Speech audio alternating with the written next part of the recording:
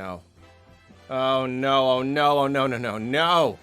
No, I just got the Nintendo Switch 2 system. The brand new, fully upgraded Switch 2, the system that takes every single thing that the original Switch did and does it better, improves it, fixes all the problems. And what was one of the biggest problems with the original Switch, something that plagued myself and many of the people whom I love during the early years of the Switch's life, Joy-Con drift. The dreaded Joy-Con drift. Faulty control sticks that would wear down and eventually start going all wacky with the inputs, rendering games basically unplayable past a certain point. It was a really big problem. It was a really big problem for a lot of us. But the thing is, all these articles have started popping up. These articles and these social media posts that are being reshared amongst the gaming audience, and they are telling me that Joy-Con drift has not been fixed. They're telling me that this is just as much of a problem as ever. And lo and behold, yesterday I was playing my Nintendo Switch 2 system. In fact, I was playing the Mario Kart World game with my precious nephew. We were having loads of fun. I haven't been able to find a Pro controller. They're all out, so we are using the sideways Joy-Cons, which is so much easier this time around. It's really great. You don't even have to use the strap. Like, the buttons are just better. It's really good, and they're a little bigger, much more comfortable. So we're playing, and you know what happens? His controller starts messing up. Yeah, we're playing, and he's like, I don't know what's happening. My racer keeps drifting.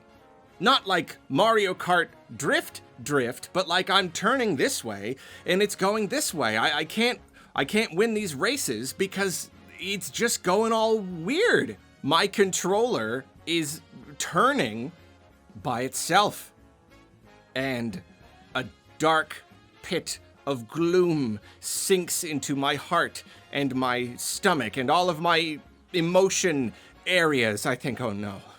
No, we left this nightmare behind a long time ago. Are we living the sequel now? Is this the sequel to Joy-Con drift? Is this where my life has brought me? And then we looked in the options and saw that he had accidentally turned on tilt controls. And we disabled that option, and the problem was fixed.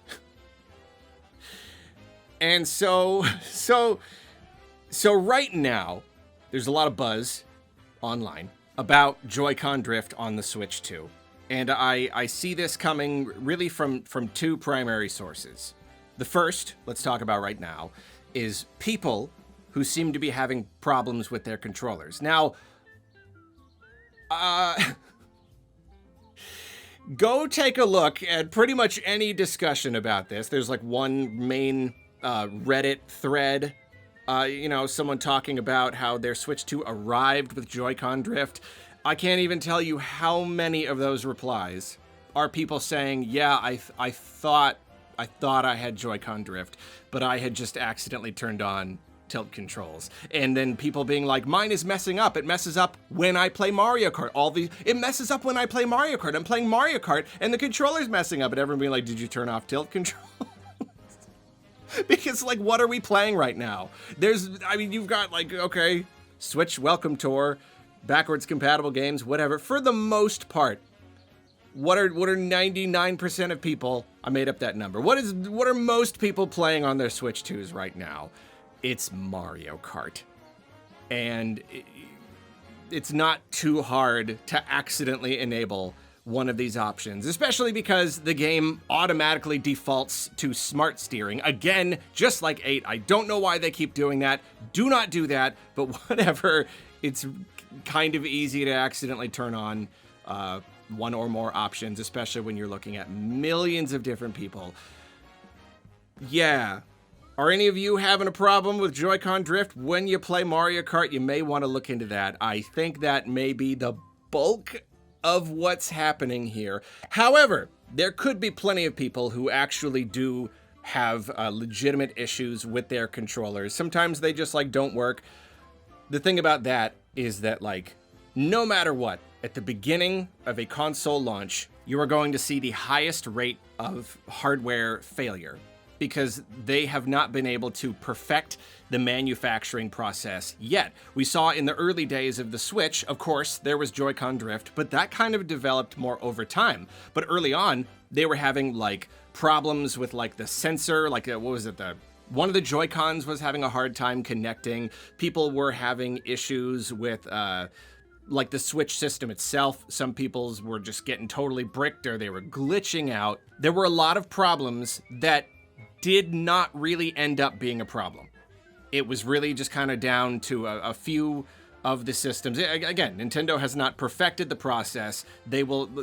You can't really observe a lot of these problems until you've gotten the system in the hands of millions of testers. Basically, early adopters are just testers, and they can iron out a lot of those kinks as they go along. So, like, I have no doubt that there are some people who are having, my Joy-Con just stopped working, or even my system maybe stopped working. It's possible, and like, it's the internet. Nintendo can sell 5 million Switch 2s, and if 10 people have problems and they put them online and we all share it around and it becomes a big media sensation, it's gonna seem like more people are having problems than there actually are. So yeah, there could be people having real problems, but it still does not seem indicative of any real problem yet. Obviously, if there is a problem, I will be there to point out the problem. Again, Joy-Con drift, it was a really big problem. Nintendo did not handle it very well. I will call out Nintendo if they need to be called out by me specifically. But then the other source of this whole discussion is iFixit has done a teardown of the Joy-Con 2, and they have discovered that the control sticks are more or less of the same design as the control sticks on the original Switch 1 Joy-Cons. And they are then theorizing that this could mean that Joy-Con drift will continue being a problem because it's kind of the same technology. So again, now you see all of these articles about how Joy-Con drift is still a problem, with a whole heaping dose of probablys thrown in there. It's probably still going to be a problem. iFixit themselves said, this is probably still going to be a problem. Thing is, wow, we're really jumping to conclusions here. Sure, I wish they came up with a brand new stick technology or used like Hall effect or whatever everyone is saying is better, but nobody wants to use it for some weird reason. Yeah, sure, it would be more comforting to see a completely new control stick design. But the thing is, like, Joy-Con drift was a bigger problem earlier on, but it kind of worked itself out over time.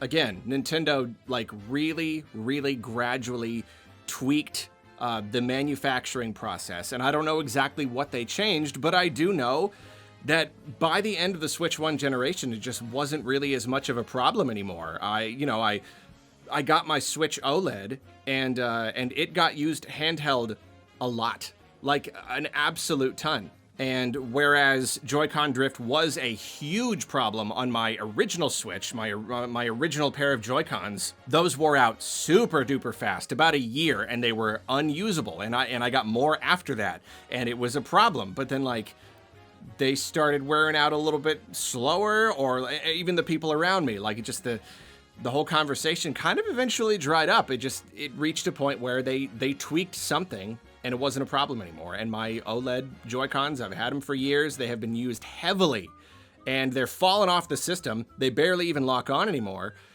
but there's no drift.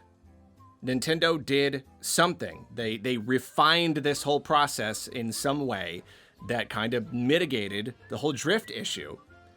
And so I have to imagine that even if they are using the same kind of technology on the Switch 2, they have probably refined it even further. You know, the original Switch, it was kind of rushed out the door. They kind of just had to get it out at a certain point. But the Switch 2, they've been planning for a long time. So I think it's not really fair to rip the thing apart, see that it's made in more or less the same way, and say, uh-oh, this is probably still a problem. Okay, well, you're saying probably.